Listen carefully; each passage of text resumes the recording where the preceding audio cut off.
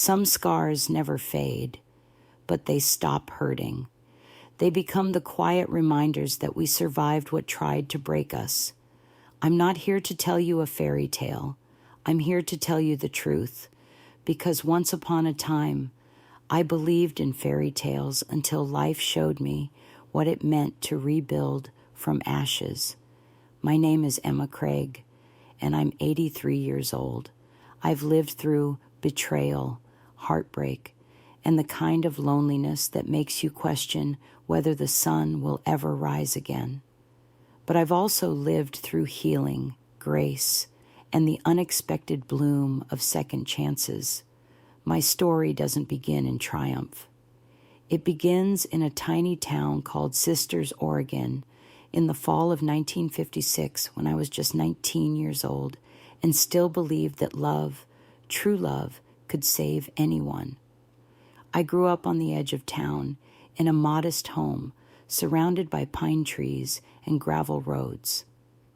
My father was a long-haul trucker, stern, steady, and quiet. My mother was a seamstress who worked out of our kitchen, her hands always busy and her voice humming old folk tunes while she stitched. I had 4 older brothers who spent most of their time trying to outdo each other in sports, fights, or chores. Being the only girl meant I had to learn early how to speak up or be drowned out. I was tough in my own way, not with fists, but with resolve. After high school, I found work as a pharmacy clerk at Will's drugstore, right in the heart of Sisters. It wasn't glamorous, but I liked it restocking shelves, chatting with customers, keeping everything neat, and then one foggy October afternoon, he walked in. He was wearing a gray suit, too fine for a place like this, and carried himself like someone who never had to ask for anything twice. His name was Mark Craig. He was 27, recently transferred from a Chicago bank to take up a position at the local branch in town. He came in asking for aspirin, but left with my heart in his hand. "You wouldn't happen to have something for a racing heart, would you?" he joked as I rang him up. I laughed too loudly, probably, and blushed like a schoolgirl. He waited for me outside after my shift, standing in the mist with 2 coffees in his hand. I'll never forget that image. That was the night it all started. Mark had a way of making you feel seen, like you were the only person in the world that mattered when he looked at you. My father didn't take to him at first. City men have fast hands and slippery promises, he used to say, but even he couldn't resist Mark's charm for long. Within 6 months, we were engaged, and by December of that year, we stood hand in hand at the First Baptist Church, saying our vows beneath a garland of winter roses. I wore a white dress my mother sewed by hand. It had taken her nearly 3 months to finish layers of lace and satin and patience. My bouquet was a mix of daisies and ivory roses. There's a black and white photo of us from that day. Him, standing straight and proud in his suit.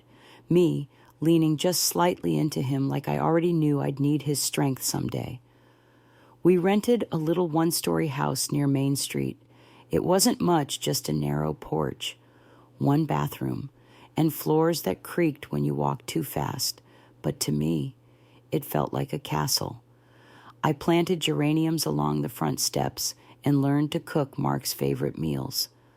On Sundays, we'd walk down to church together, fingers laced, heads high. Everyone would say how lucky I was, and back then, I believed them. In 1958, our first daughter, Hannah, was born. I didn't know a heart could stretch that wide until I saw Mark hold her for the first time, tears glistening in his eyes. I thought, this is it. This is happiness. A man who loves me, a child in my arms, a home with laughter and soft morning light. By 1960, I was pregnant again. The world felt solid, safe. But life, real life, was waiting just around the corner. And it would test every belief I ever held about love loyalty, and the price a woman pays when she trusts too deeply. But back then, I didn't know any of that. I only knew that I was young, in love, and standing at the very beginning of what I thought would be a beautiful life. If anyone had told me back then that love could rot from the inside while the outside still looked picture perfect, I would have called them bitter. Because in those first years with Mark, everything seemed golden. We settled into a quiet rhythm in that little rented home near Pine Street. Mark was promoted at the bank assistant manager by the summer of 1957, and people around town took notice. He always had the right words at the right time. Customers liked him, and his co-workers respected him. I was proud to be his wife, at home. I threw myself into making our space warm and welcoming. I embroidered tablecloths, hung lace curtains my mother had gifted us, and filled the windowsills with jars of lavender and pickled vegetables. I clipped recipes from magazines and tried to master the perfect roast. Mark would come home to the smell of baked apples and cinnamon, and he'd wrap his arms around my waist and whisper, "How did I get so lucky? We didn't have much, but we had each other." And that felt like more than enough. Then came Hannah. It was a cold February morning in 1958 when I went into labor. I still remember the snow clinging to the edges of the hospital windows as I held her for the first time. Tiny, warm, red-faced, and wailing with life. Mark cried. He actually cried, and I thought I'd never love him more than I did in that moment. Bringing Hannah home felt like stepping into a brand new world. Every creak of the floor near her crib woke me. Every breath she took felt like a small miracle. Mark doted on her, rocked her in the evenings, read out loud from newspaper comics, even though she couldn't understand a word. Sometimes, when she slept in my arms, I'd look at Mark and wonder how I got so blessed. On Sundays, we had a routine church in the morning, lunch with my parents or his Aunt Mildred, and then a stroll through the Sister City Park. Mark would push Hannah's stroller along the paved paths while I walked beside him, fingers laced through his. What a beautiful family, people would say. And I'd feel pride swell in my chest. He always looked sharp-pressed shirts, polished shoes, hair combed to the side, and I felt honored to stand next to him. He looked like a man who had everything under control. And me, I felt like the luckiest woman in Oregon. 2 years later, in 1960, I found myself pregnant again. The second time around was harder. I was more tired, slower, more emotional. By the 6th month, the doctor told me I needed to rest more, stay off my feet. Mark assured me he'd handle things. "You just focus on the baby," he said, and I did. But something shifted that winter.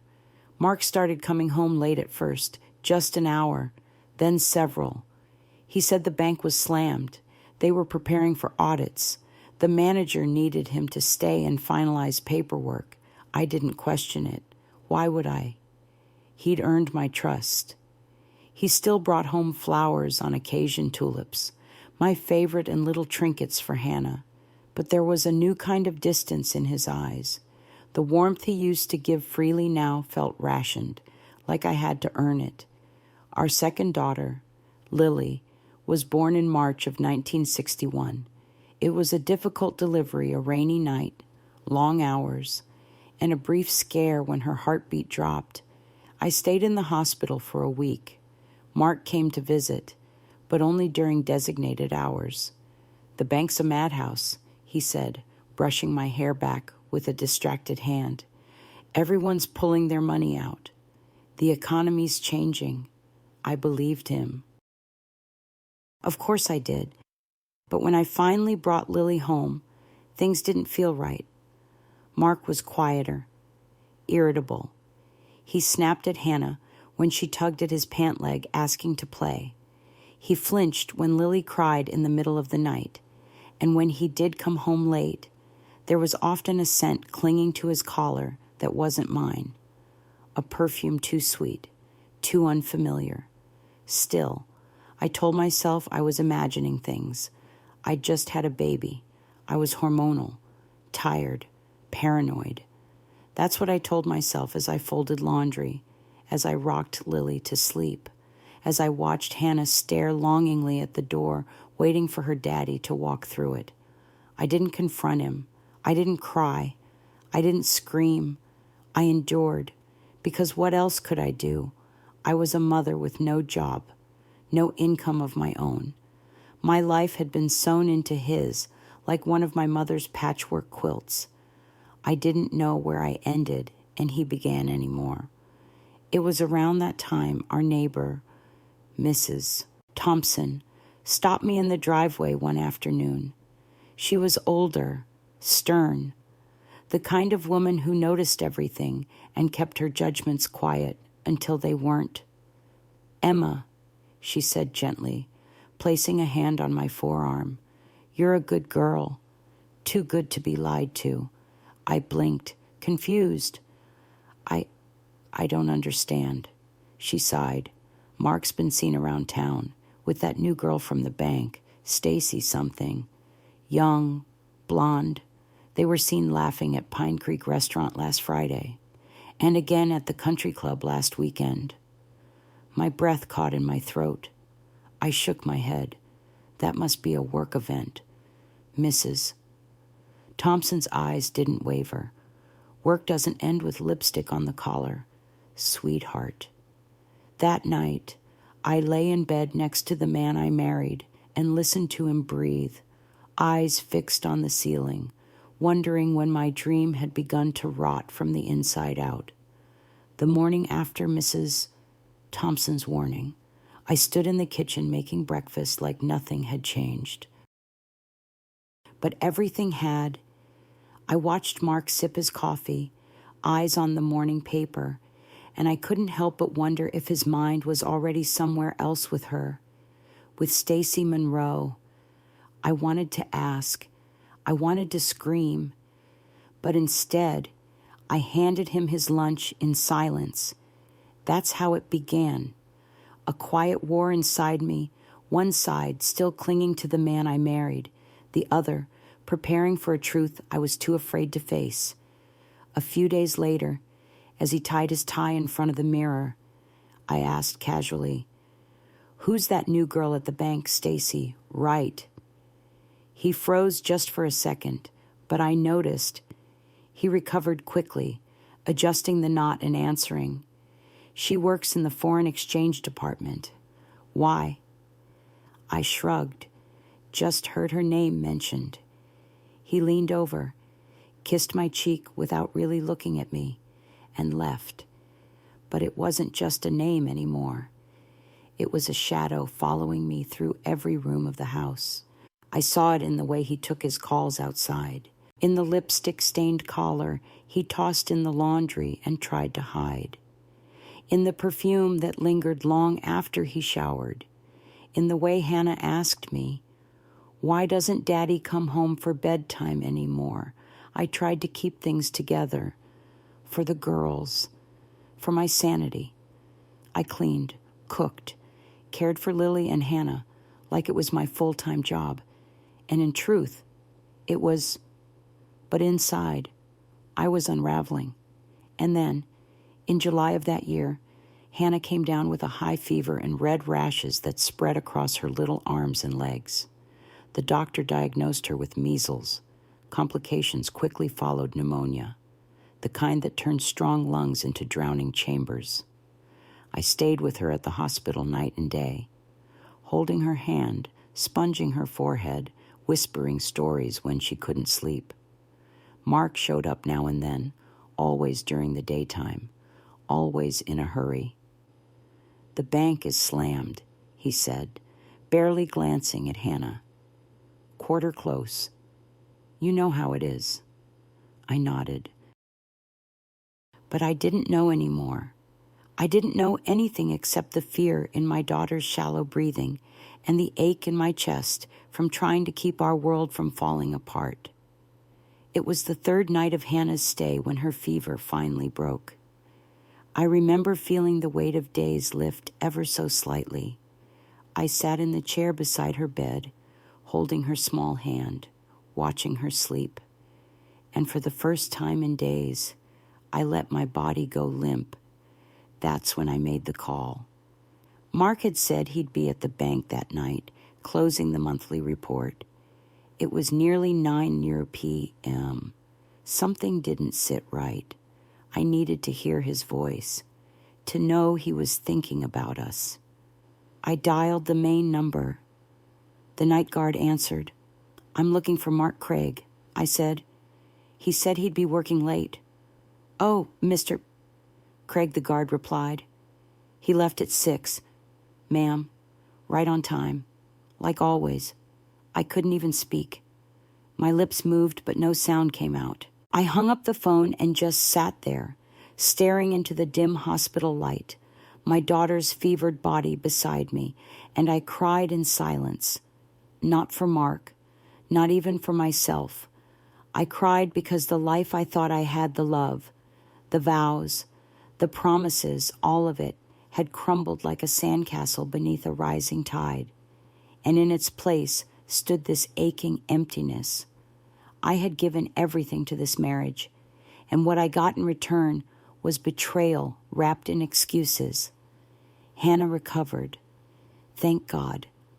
We brought her home after a week, her body weaker, but her spirit intact.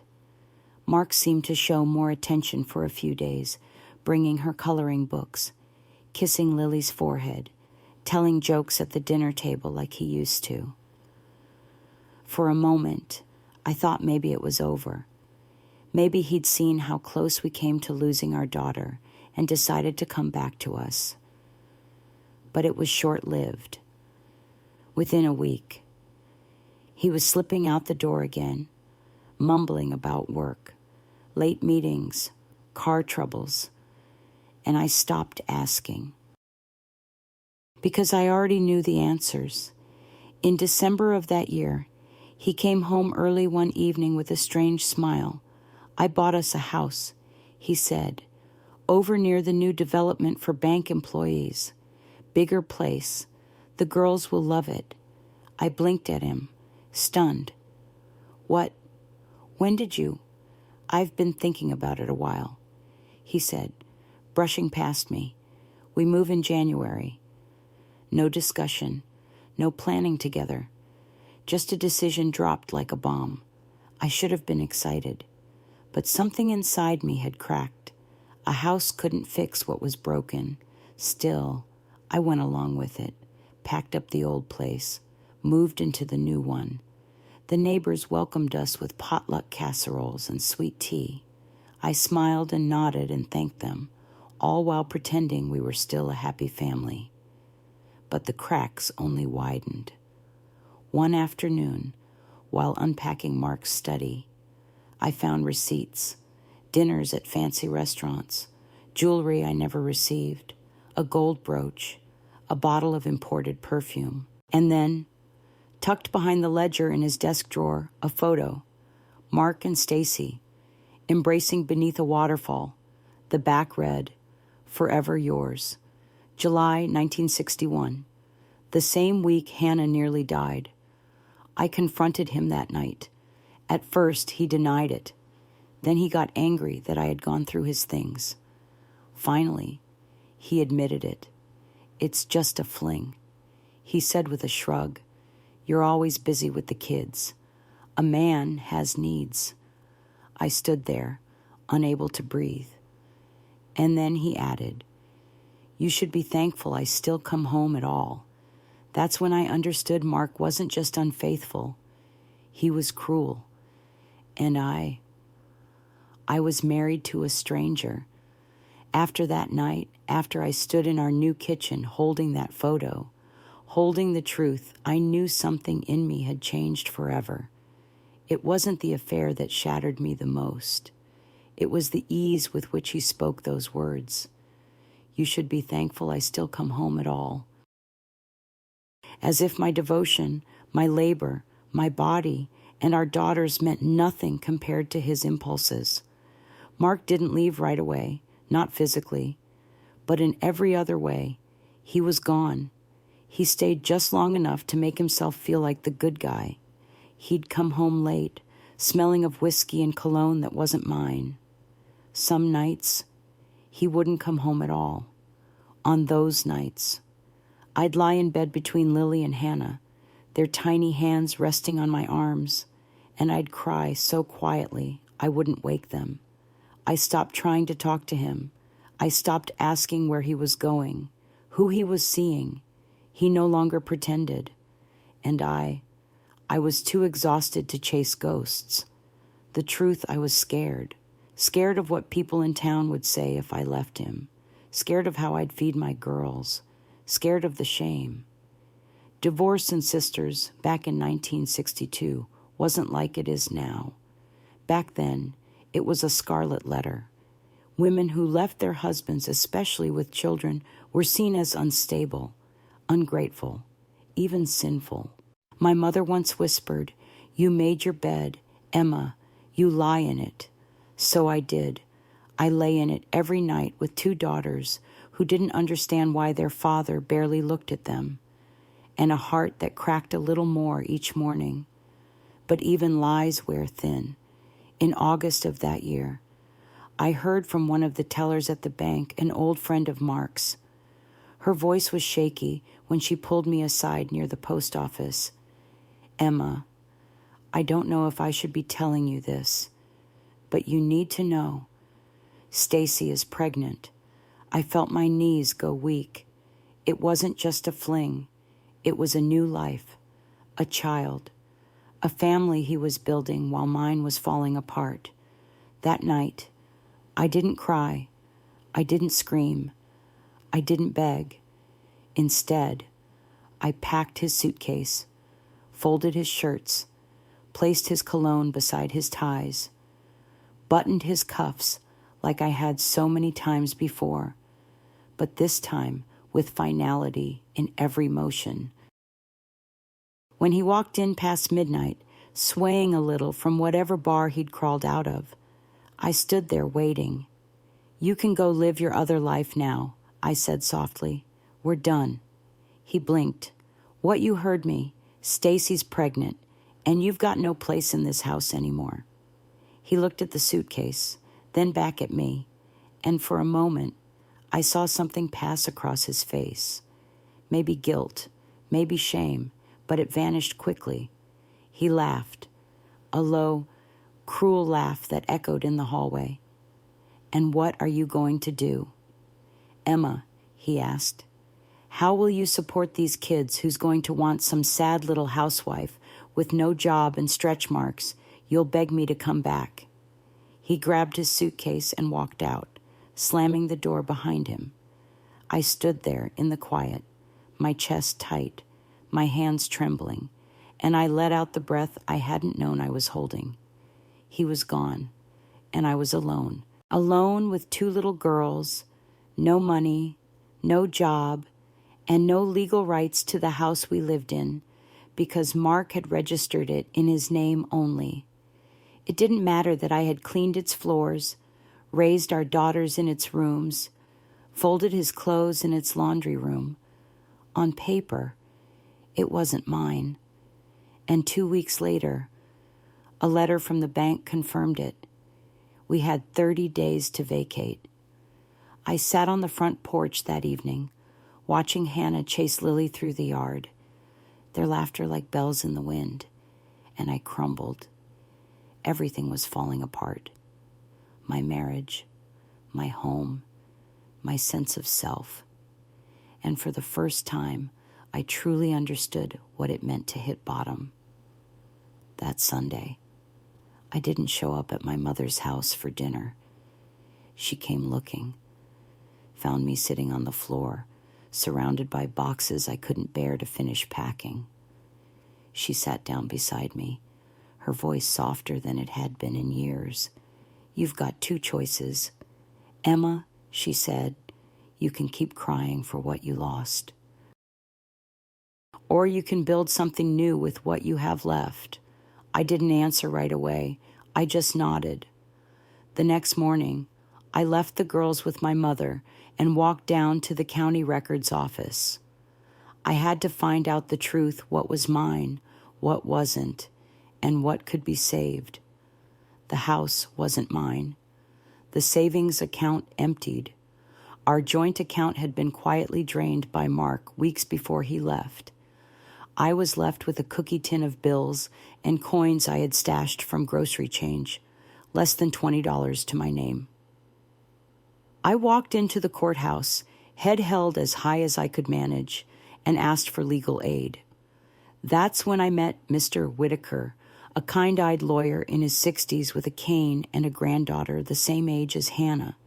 He listened, nodded, and said, "You're not the first woman I've met who was abandoned and left with nothing, but you won't be the last either. I'll help you." And he did, but help came slow. In the meantime, my mother reached out to a friend, Mrs. Hawkins, who ran a small boarding house near the edge of town.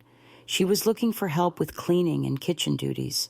The pay was modest, but she offered one room at the back for me and the girls. It wasn't ideal. It wasn't what I'd dreamed, but it was a roof. So I took the job. Every morning, I woke up before dawn to cook breakfast for the boarders' working women, students, teachers. I cleaned rooms, washed sheets, scrubbed toilets. My hands bled from the bleach. My back ached. My pride was bruised. But my girls were fed, and we were safe. That was enough. For now. The first morning at Mrs. Hawkins's boarding house, I woke to the sound of pans clanging and a kettle hissing on the stove. Our room was small, just enough space for a narrow bed I shared with Lily and Hannah, a chest of drawers with 2 squeaky handles, and a small window that looked out onto the alley where the delivery truck dropped off supplies. The girls were still asleep, their cheeks pink and peaceful. I sat on the edge of the bed, pulled on my worn shoes, and told myself, "You're not broken. You're just starting over." The kitchen smelled of coffee and bacon grease. Mrs. Hawkins, a stout woman with thick glasses and a braided bun, handed me an apron without a word. She didn't ask questions. She just nodded toward the griddle. By 7 o'clock, I had cooked scrambled eggs for 8 boarders, wiped down the kitchen counters twice, and burned 3 of my fingers. By noon, I'd stripped 4 beds, scrubbed a bathroom floor on my knees, and nearly cried when I realized I'd missed lunch. But when I returned to our tiny room and saw Hannah sitting on the floor, showing Lily how to button her doll's dress, I knew I'd do it all again the next day, and the next, and however many more it took. I was 25 years old and felt like I'd lived 100 lifetimes. Mrs. Hawkins wasn't warm, but she was fair. She didn't mind when I used leftover fabric to patch the girls' clothes. She even offered me an old Singer sewing machine stored in the attic. "Still works," she said. "Takes patience and oil, like most good things." That machine became my second job. At night, after the boarders had gone to bed and the girls were asleep beside me, I sat at the small table in our room, stitching hems, replacing zippers, mending blouses. At first, it was just repairs for the house. Then Mrs. Hawkins let the boarders know I did sewing, and they began bringing in work dresses to be shortened, uniforms to be taken in, tears to be patched. The extra cash bought us small joys, a new pair of shoes for Hannah, crayons and sketch paper for Lily, a decent winter coat for myself from the thrift store. It wasn't much, but it was ours, earned with my own hands. Every Friday, I'd walk to the courthouse to meet Mr. Whitaker.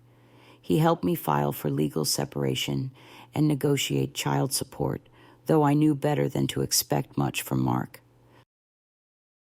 He was clever and slippery and well-connected.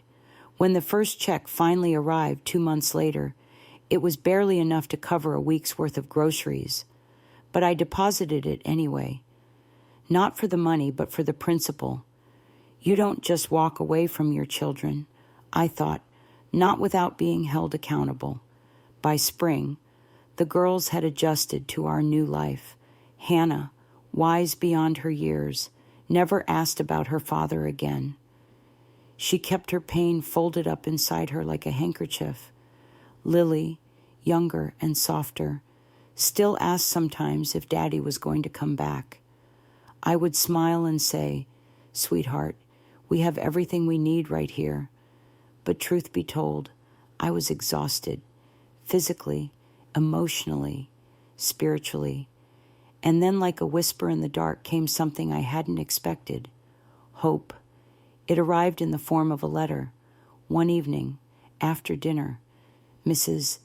Hawkins handed me an envelope with my name written in neat cursive. Inside was a short note from one of the boarders, Miss Lane, a young teacher who had just landed her first full-time job. She thanked me for altering her dress so beautifully and included a $5 bill, twice what I usually charged. "I hope one day you'll open your own shop," she wrote. "You have a gift, Mrs. Craig, a gift." It had been so long since anyone used that word about me, so long since I felt like I had something to offer the world. That night, I sat at the sewing machine, the soft hum of the motor filling the quiet, and I allowed myself to imagine. What if this wasn't the end of my story? What if this broken chapter was just the beginning of something I couldn't see? Yet I started making small changes. With Mrs. Hawkins's blessing, I set up a sewing nook in the corner of the laundry room, hung a corkboard with fabric swatches, took in more jobs. I even made a few simple dresses to sell at the church fair. They weren't perfect, but they were mine. Word spread quickly in a town like Sisters. Soon I had more orders than time. Mrs. Hawkins raised my pay slightly, grateful that I was also keeping the house running smoothly. A few of the boarders helped watch Lily while I worked, and little by little, my world began to stitch itself back together, one thread, one seam, one kind gesture at a time. One Sunday afternoon, while the girls played in the backyard, a man approached the house. I didn't recognize him at first. He was thinner than I remembered, with sunken cheeks and a weariness in his eyes. Mark. He stood on the porch like a ghost, suitcase in hand. "I want to see the girls," he said. "They're busy," I replied, standing in the doorway. "And they're fine." "I heard you're working here," he said, looking past me into the dim hallway. "Running a boarding house." "Not quite," I said, "but I'm doing just fine." He gave a humorless laugh. "You always were tougher than you looked." He looked down at the porch floor. "Stacy left," he added quietly, "took the baby, said I was a drunk. Maybe she's right." I didn't respond. I didn't owe him comfort. After a pause, he asked, "So what now?" "You're going to raise those girls here. Live the rest of your life as—" "What?" A maid. I stepped forward, heart pounding but steady. "No," I said. "I'm going to raise them as a mother, and I'll build something. You'll see." He left without another word, and for the first time since the day he walked out, I felt taller. I didn't have much, but I had 2 daughters who loved me, a sewing machine, and a backbone that was finally standing straight. There's something peculiar about rock bottom. Once you're there, truly there, every step forward, no matter how small, feels like flight. By the fall of 1963, I had learned how to survive on grit and borrowed hope, but I hadn't yet learned how to dream again. That came slowly, like sunlight through thick fog. Mrs. Hawkins, with her sharp tongue and hidden heart of gold, surprised me one morning over tea. "You've got something rare," she said, stirring her cup. "That sewing of yours, it's not just a skill, it's an answer. You just don't know what question you're answering yet." I didn't know what she meant at the time, but I nodded politely. Still, the words stayed with me, settling deep like seeds waiting for spring. Around that time, Sisters was quietly changing. A few new families had moved in. The grocery store expanded, and a small strip of shops opened down on Alder Street. One day, walking home from the market with the girls, I noticed a dusty, vacant storefront with a faded for rent sign in the window.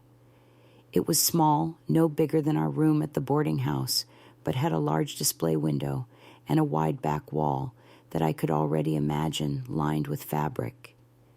My heart fluttered in my chest, equal parts fear and wild, unwelcome hope.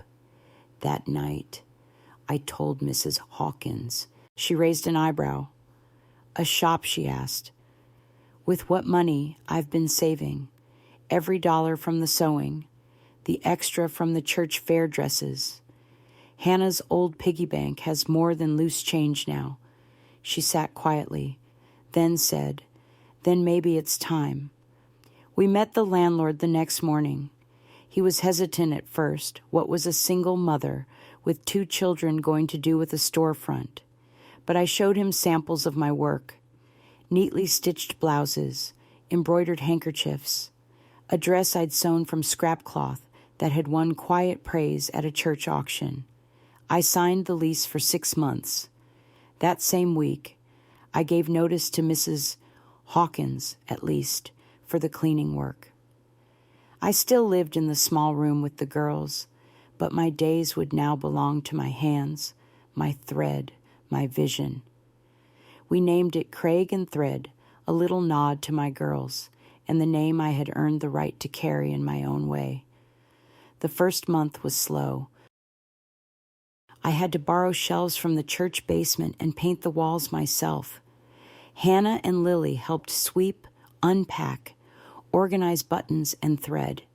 We made a game of it, turning our new beginning into something joyful.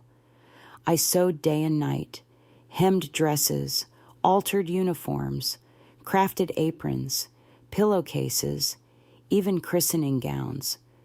I'd charged less than I should have, because I was afraid people wouldn't come back if I didn't. But they did.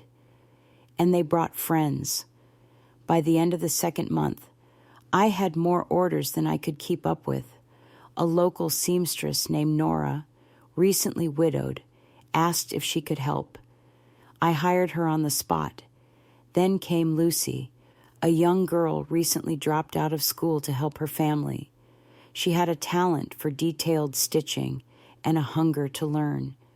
We worked side by side, often in silence, sometimes humming hymns or folk songs. The shop became more than a place to buy clothing. It was a refuge for us and the women who came in, needing a hem fixed or a conversation they couldn't have anywhere else. We added a small sitting area near the window with a pot of tea and a jar of mints. Some women came in just to rest their feet and talk. Others left notes on the counter requests for work, prayers, thank yous. One day, a woman walked in I hadn't seen in years, Stacy Monroe. She looked tired, older than I remembered. Her eyes held a pain I recognized. "I'm not here to cause trouble," she said quietly, glancing at the girls coloring in the corner. "I just thought you should know. Mark and I are finished." I nodded. I heard. She paused, then added, "He started drinking more after you left. Got mean. I thought I could fix him." Her voice cracked. "You don't have to explain," I said gently. "I know what he was." Before she turned to leave, she said, "Noah the boy, we named him Noah. He's 3 now. Looks like Mark. But I pray he grows up nothing like him." That night, I lay awake thinking about her words. He's 3 now, just a boy, a child, the son of the man who broke me and the woman who helped him do it, and yet, also innocent, also abandoned. Weeks passed, orders increased. I expanded the shop's back room into a sewing studio and hired 2 more helpers. We began creating custom pieces, simple but elegant, with a signature style that people began to recognize. A local newspaper did a small write-up from scandal to Stitching Sisters' quiet success story. I didn't feel like a success. Not yet, but I felt something better steady. One afternoon, while closing the register, Lily tugged at my skirt. "Mommy, does this mean we're not poor anymore?" I smiled and kneeled beside her. "We still don't have much, baby, but we have enough." She nodded like she understood. And maybe, in her small way, she did. I had taken the scraps life gave me and stitched them into something useful. Not perfect, but whole. And that, I realized, was a kind of wealth the world couldn't measure. The first time I saw Noah Monroe, he was sitting on the steps of the Methodist church with a suitcase nearly as big as his small body. His cheeks were red from the cold, and his knuckles were raw where he'd clutched the metal handle too tight for too long. He was just 3. I hadn't planned on seeing him that day. I'd gone to the church to drop off a donation basket from Craig and Thread, some handmade scarves, a few pairs of mittens, and 2 baby blankets stitched by Nora. The town's winter drive was underway, and I wanted to give something back, even if only in fabric. But then I saw him, alone, quiet. The pastor stepped out and recognized me. He nodded solemnly. "Emma," he said gently, "this is Noah, Stacy's son." I hadn't heard from Stacy since our encounter at the shop months before. I'd assumed she had moved on, or maybe returned to her family. I didn't know what happened to her, but clearly something had. The pastor continued. "Stacy passed away 2 weeks ago. Car accident. No family stepped forward for Noah. The county's looking into foster care. My legs felt weak. Mark hadn't claimed him, not even after Stacy's death." I looked at that child, his too thin jacket, his tired eyes, the way he held his little shoulders high, like someone already bracing for rejection, and I couldn't move. The pastor crouched next to the boy. "Noah, this is Miss Emma. She makes the warmest mittens in all of Sisters." He looked up at me, unsure. I crouched down and offered a smile I didn't feel quite yet. "Hi there, sweetheart. Are your hands cold?" He didn't answer, just nodded. I gently pulled a pair of small wool mittens from the donation basket and slipped them onto his hands. He whispered, "Thank you." I don't know what came over me in that moment. Maybe it was the way his voice sounded like Lily's when she was little, or the hollow echo of being left behind, something we both knew too well. Or maybe it was just this truth I'd learned the hard way: a child should never carry the weight of their parents' sins. I turned to the pastor. "Let me take him home, at least for the night." That night turned into a week. That week turned into a month. At first, the girls didn't know how to feel. Lily was curious, warm. She'd sit next to him and share her toys, tell him stories, teach him the names of everyone at Craig and Thread. She called him Little Buddy and made it her mission to get him to laugh. Hannah, older, more cautious, held back. "He's Mark's son," she whispered to me one night as I tucked her in. "Yes," I said honestly, "he is." "Does that mean he's ours too?" That question split something open inside me. I looked into her thoughtful eyes and answered as carefully as I could. It means he didn't ask to be born into this mess, and he didn't deserve to be left behind. Just like we didn't. She was quiet for a while, then said, "Okay," and turned to the wall. But a few days later, I found her sitting beside Noah, reading one of her school books aloud. He couldn't understand half of it, but he sat still, listening. That's how healing begins, not in grand gestures, but in small, quiet choices to stay soft in a world that tries to make us hard. I contacted Mr. Whitaker and explained the situation. He helped me file the paperwork for emergency guardianship. It wasn't simple, but nothing in my life ever had been.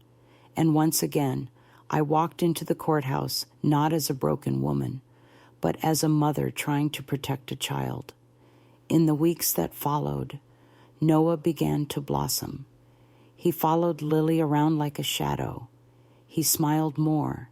He ate better. He started drawing with crayons, always using the color yellow, which he said reminded him of sunlight. And then one night, as I tucked him in on the pull-out cot in our room, he reached up and touched my cheek. "Are you my mommy now?" I froze. I wanted to give the right answer, so I said, "I'm the person who will never leave you. That's what matters most." He nodded, as if that was enough, and somehow it was. By Christmas, he had a permanent spot at our dinner table, a stocking with his name hung beside Hannah's and Lily's, and a coat I'd saved up for hanging on the hook by the door. People in town whispered. Of course they did. Some said I was a saint. Others, a fool. She took in his child, they muttered. But I wasn't trying to prove anything. I wasn't trying to forgive Mark. I wasn't even trying to rewrite the past. I was simply choosing love where I could. And Noah, quiet, yellow crayon-loving Noah, reminded me every day that love, when chosen freely, is the most powerful thing a woman can offer this world. The idea came to me one night as I stood alone in the sewing studio, looking at the worn floorboards and walls that had seen so many stories, stitched into them some of pain, many of healing. I had built Craig and Thread from scraps, literal and emotional. But now it was more than a shop. It was a place where women found dignity, a place where children felt safe while their mothers worked, a place where people lingered, not just for clothing, but for warmth. That winter, after Noah had settled into our family, I kept thinking about all the other children out there, the ones who had no Mrs. Hawkins to take them in, no church steps to sit on, no hands reaching out with mittens or milk or safety. I thought about my own childhood, how different it could have been if someone, anyone, had built a place where children were protected before they became another headline, another whispered tragedy. So I decided to build it. I had no money, no land, no experience in nonprofits or permits or town hall politics. But I had something stronger purpose. I started small. I told the church women first. Then I spoke to the town council. I handed out flyers and stood outside the grocery store, asking for donations. Some gave money. Others offered tools, time, or secondhand furniture. One woman, a retired nurse named Edie, said, "You build the walls. I'll care for the kids." Mrs. Hawkins was the first to drop off a box of canned goods. "Kids always need something to eat," she said gruffly. The building we found had been an old flower shop, abandoned since the owner passed, and the relatives couldn't decide what to do with it. With a little prayer and a lot of elbow grease, we transformed it into something beautiful. I named it the Flower Shelter, a nod to where it came from, but also to what I believed every child was at heart, something that could bloom if given enough sun and love. We painted the walls in soft colors, lavender, yellow, sky blue. We set up cribs, bookshelves, art corners. Hannah and Lily helped decorate with paper butterflies and felt stars. Even little Noah drew stick figures and taped them proudly above the doorway. When we opened, we had room for 8 children. By the end of the first month, we had 10. Some came from broken homes. Others were dropped off by frightened mothers fleeing dangerous situations. One little girl, barely 2, had been living in the back seat of a car with her grandmother. We never turned anyone away. I sewed each child a quilt with their names stitched into the corner. Some clung to them like lifelines. Others smiled and said it was the first thing they'd ever owned. People started noticing. The local paper ran a story. A few churches held fundraisers. A nearby school organized a clothing drive. A couple from Bend donated a used van so we could pick up children safely when needed. Every day was hard, and every day was worth it. There were tantrums and broken toys, clogged toilets and long nights. But there were also belly laughs, first steps, whispered prayers before nap time, and dozens of tiny hands clapping when someone learned to tie their shoes. Noah, now 5, told one of the other boys, "My mom saves kids now." And that's when I realized I hadn't just rebuilt my life. I'd created a garden in a place where weeds once grew. And in that garden, little souls were finding room to grow. It had been nearly 6 years since I last saw Mark Craig. 6 years since I'd walked out of our house with Hannah on one hip and Lily holding my hand, my heart shattered and my dignity barely intact. And then one quiet Sunday afternoon, he showed up. I was outside the flower shelter, sweeping the front porch. The sun was warm against my shoulders, the scent of lilacs drifting from the bushes we had planted last spring. I heard the sound of a car engine idling, but I didn't look up until I heard the voice, "Emma." I froze. Time has a strange way of softening memories, but it didn't soften my reaction. My breath caught in my chest. I turned slowly, and there he was. Mark. He looked older, not just in the gray hair or the lines creased around his eyes, but in the weight he carried on his face. He looked like a man who had lost things, and maybe that's what he had become. He took a step toward me, then stopped, sensing the invisible wall between us. "I heard about the shelter," he said, "and Noah." I nodded but said nothing. "He's mine," he continued, "and I didn't know what to do when Stacy died. I wasn't ready to be a father." I asked, my voice colder than I meant. He looked down, ashamed. I wasn't ready for any of it. Not back then, not now. I studied him. He wasn't drunk. He wasn't yelling. He wasn't the Mark who had thrown chairs and slammed doors. But I wasn't interested in the man he might have become. I was focused on the man I'd survived.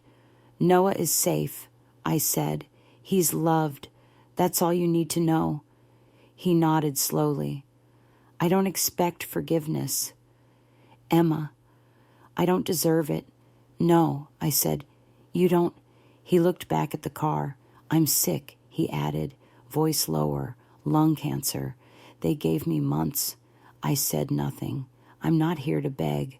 I'm not here to make peace. I needed to see that you were okay, that the girls were okay."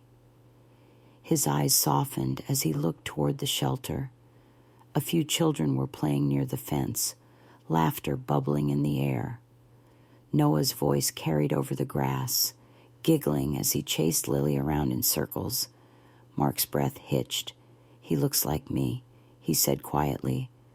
"Maybe," I replied, "but he's nothing like you." He didn't argue. He reached into his coat pocket and pulled out a small wooden box. "I had this made for him. It's not much. Just something." I hesitated, then took it. Inside was a small carving of a sunflower, Noah's favorite flower. Beneath it, in simple letters, it read, "Grow with light, not shadow." A tear slipped down Mark's cheek. Tell him whatever you want about me, or nothing at all. Just take care of him. I already am, I said. He nodded, swallowed hard, then turned back toward the car. He opened the door, hesitated once more, and said, You made something beautiful out of all the broken pieces. Emma, I see that now. And then he was gone. I stood there for a long while, holding the box, listening to the sound of children playing behind me. Later that evening, I gave it to Noah. He traced the sunflower with his finger. Who made this, he asked. A man who once made a lot of mistakes. I said honestly, but he wanted you to have it. He wanted you to know you're meant to grow with light. Noah didn't ask for more.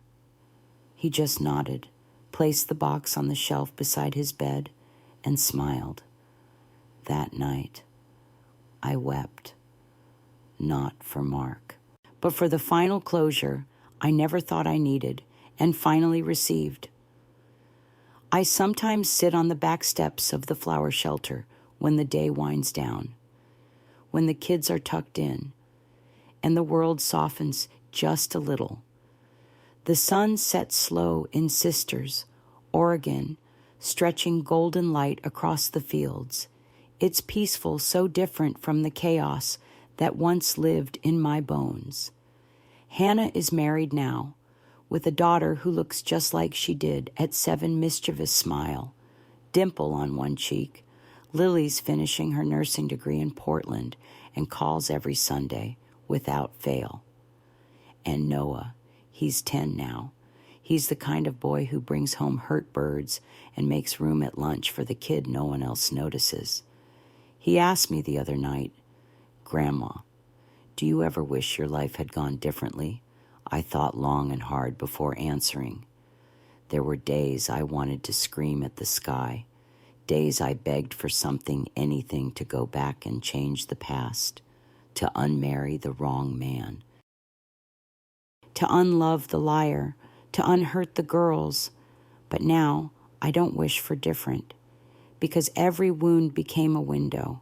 Every scar led me here, to this shelter, to these children, to the life I built with bare hands and a stitched-up heart. If there's one thing I've learned, truly learned, it's that your past does not get to define you unless you let it. You can rise from betrayal. You can rebuild from nothing. And even if you were thrown away by the people who once promised to love you forever, you can still become someone who gives love freely, without fear. I used to think survival was enough. But now I know we were not just meant to survive. We were meant to bloom. To the women listening, maybe you're where I once was. Maybe your heart is breaking, your faith is thin, and the world feels too heavy to carry alone. But I promise you, even the most broken ground can grow something beautiful. All it takes is light and a little hope. I'm not a hero. I'm just Emma. A girl from Sisters who got tired of waiting for someone to save her and decided to save herself and a few others along the way. And if I can do that at 83, then darling, you can do anything. If this story touched your heart, please leave a comment below. Tell me where you're listening from or share your own journey. I read every word. And if you believe in second chances, in blooming after the storm, then don't forget to subscribe to the channel. There's more to come and more stories waiting to be told.